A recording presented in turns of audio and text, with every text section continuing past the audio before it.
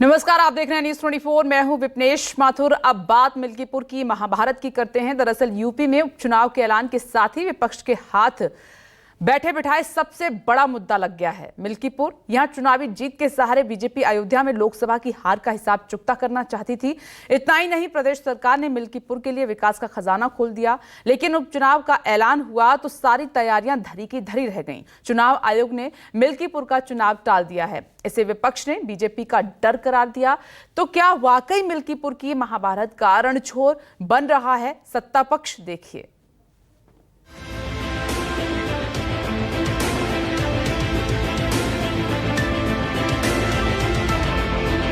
राम भक्तों का लहू बहाने वाले क्या अयोध्या में राम मंदिर का समर्थन करते? क्या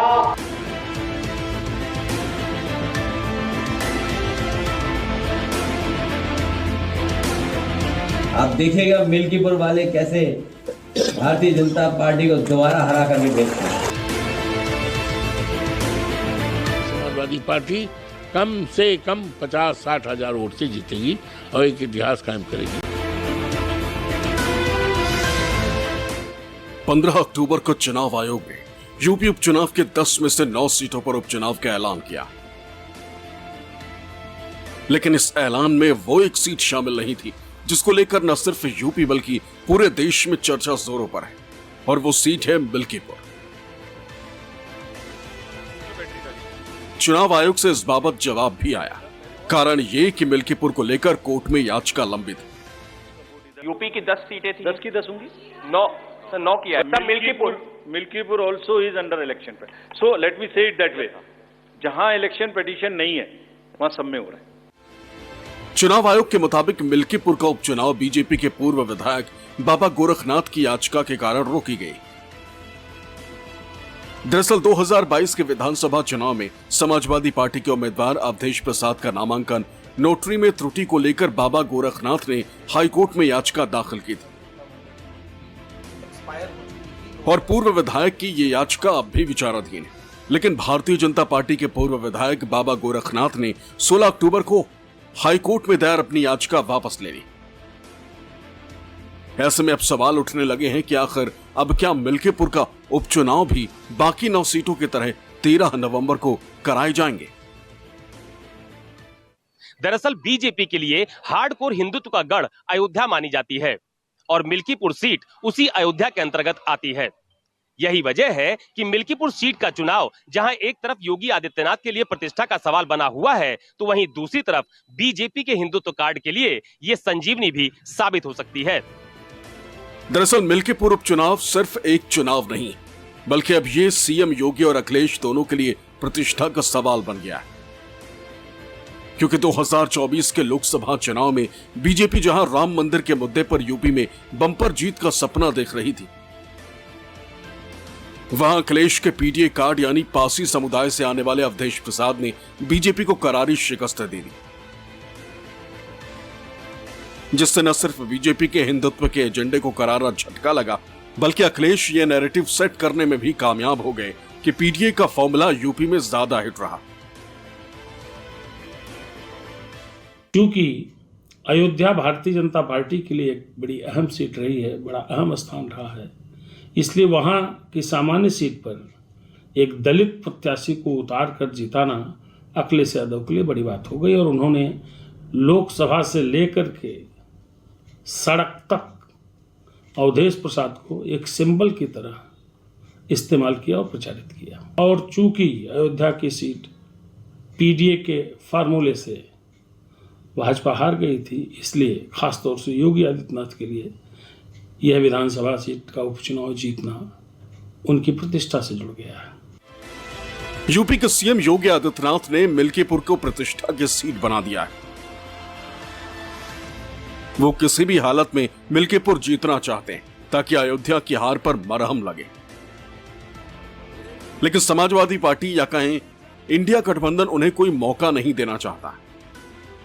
अयोध्या के मंदिरों में, अयोध्या के घाटों में जब दीप जलते हैं तो परेशानी 2 लोगों को होती है, एक सपा मुखिया को और दूसरा पाकिस्तान को।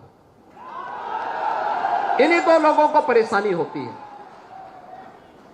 क्योंकि इन्हें मालूम है कि अयोध्या में जलने वाला एक एक दीप अयोध्या ही नहीं प्रदेश और देश को तो रोशन करेगा, लेकिन जो मानवता के लिए कैंसर बन चुका है पाकिस्तान, इसका नेस्तनाबूद भी करने की सामर्थ्य रखता है। बीएलओ हटा दो, ये कोई तैयारी है? डीएम अपना पोस्ट कर दो, अपना पुलिस कप्तान जो कहने मानता रहे उसको पोस्ट कर दो, ये तैयारी बोलेंगे आप देखिएगा मिल्कीपुर वाले कैसे भारतीय जनता पार्टी को दोबारा हरा करके भेजते हैं। और केवल मिल्कीपुर नहीं, जनता इंतजार कर रही है 27 का। मिल्कीपुर का दौरा करके सीएम योगी आदित्यनाथ बीजेपी के लिए जमीन तैयार करने की कोशिश कर रहे हैं, जबकि समाजवादी पार्टी ने मिल्कीपुर की कमान अवधेश प्रसाद को दे रखी, जो मिल्कीपुर में लगातार डेरा डाले हुए। पार्टी ने मिल्कीपुर से अवधेश प्रसाद के बेटे अजीत प्रसाद को प्रत्याशी बनाया। अवधेश प्रसाद का साफ कहना है कि बीजेपी मिल्कीपुर की सीट ऐतिहासिक वोटों से हारेगी। भारतीय जनता पार्टी इस चुनाव को जान गई है कि भारतीय जनता पार्टी बुरी तरह हारेगी और समाजवादी पार्टी हारेगी नहीं, हराएगी और बहुत वोट से जीतेगी, लाखों वोट से। इसी डर के मारे इन्होंने चुनाव टाला है डर के मारा। लेकिन कहां तक भगेंगे? चुनाव आज नहीं तो कल होगा ही और समाजवादी पार्टी जीतेगी। दरअसल चुनाव आयोग के ऐलान में मिल्कीपुर का नाम न आने के बाद अखिलेश यादव ने इसे बीजेपी की निराशा और हताशा करार दिया। उन्होंने ये नैरेटिव सेट करने की कोशिश की है कि बीजेपी डरी हुई है और उपचुनाव में वो हारने जा रही। अखिलेश ने सोशल मीडिया एक्स पर बाकायदा एक पोस्ट कर बीजेपी को घेरने की कोशिश की। उन्होंने लिखा, जिसने जंग टाली है समझो उसने जंग हारी। हालांकि इस मामले को लेकर सत्ता पक्ष और विपक्ष की अपनी अपनी राय। लोकसभा चुनाव में हश्र देखा है, जिम्मेदारी माननीय मुख्यमंत्री जी ने ली है मिल्कीपुर की, तो भय है। और चुनाव आयोग जो है, चुनाव आयोग के जितने भी फैसले हैं वो लगता है कहीं ना कहीं सरकार द्वारा निर्देशित फैसले हैं। चुनाव आयोग वही कर रहा है जो सरकार चाहती है। ये बड़ा दुखद है। सवाल समाजवादी पार्टी इसलिए उठा रही है कि कानपुर की जो सीट है, जहां से इरफान सोलंकी विधायक थे, इरफान सोलंकी ने भी एक याचिका माननीय उच्च न्यायालय में दाखिल की हुई है जो विचाराधीन है, लेकिन वहां चुनाव हो रहा है और मिल्कीपुर में चुनाव नहीं हो रहा है। तो ये सवाल चुनाव आयोग पे है, चुनाव आयोग की निष्पक्षता पे है। कुछ लोग केवल अनर्गल बयानबाजी करके एक अपनी चर्चा में बने रहने के लिए इस तरह की बातें करते हैं। वास्तविकता सबके सामने है कि वो न्यायालयीय प्रक्रिया के कारण उसकी घोषणा नहीं हुई थी। जो याचिका करता थे, आज जैसी मीडिया में खबरें हैं कि वो अपनी याचिका वापस ले रहे हैं।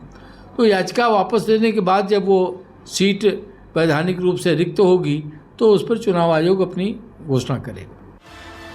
राजनीतिक पंडितों की माने तो भले ही यह फैसला चुनाव आयोग का था, लेकिन इससे बीजेपी के खिलाफ विपक्ष को एक बड़ा मुद्दा मिल गया,